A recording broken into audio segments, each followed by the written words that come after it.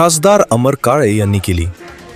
Chandur railway व नांदगाव खंडेश्वर भागाची पाहणी, नुकसानग्रस्त शेती, घरांना दिल्या भेटी। अमरावती जिल्ह्यातील अतिमुसळधार पावसामुळे चांदूर रेल्वे आणि नांदगाव खंडेश्वर तालुक्यात मोठ्या प्रमाणात शेती आणि घरांचं नुकसान झाले आहे। या पार्श्वभूमीवर वर्धा लोकसभा मतदारसंघाचे खासदार अमर काळे यांनी सोमवारी नुकसानग्रस्त भागाची पाहणी करत नागरिकांशी संवाद साधला। यावेळी त्यांनी प्रशासनाला तातडीनं पंचनामे करून मदतीची प्रक्रिया सुरू करण्याचे निर्देश दिले।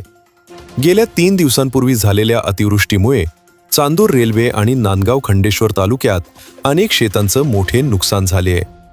अनेक ठिकाणी शेतातील स्प्रिंकलरचं पाईप वाहून गेले, शेती खरडून गेली, तर संत्रा बागांमधील झाडेही उन्मळून पडली।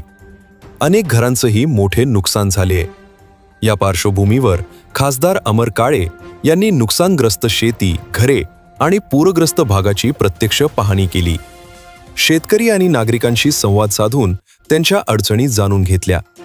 तसेच प्रशासनाला तातडीनं पंचनामे करून शासनाची मदत लवकरात लवकर मिळवून देण्याचे निर्देश दिले। तसेच राजुरा येथील खोलार नदी आणि नावली खरवाडी नाल्यावर आलेल्या पुराच्या ठिकाणीही खासदारांनी भेट दिली।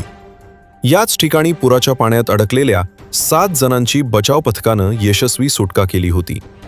या बचाव कार्याबद्दल त्यांनी पथकाचं कौतुक केले आणि भविष्यात अशा आपत्तींचा सामना करण्यासाठी आवश्यक उपाययोजना करण्याची गरजही व्यक्त केली।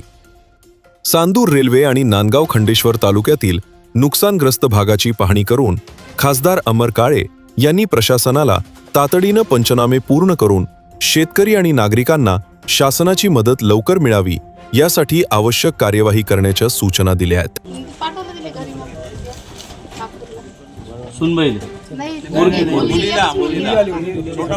पाणी आलं तेव्हा इथंच होत्या मांडी पाण्यातून काढलं असतं किती लागेल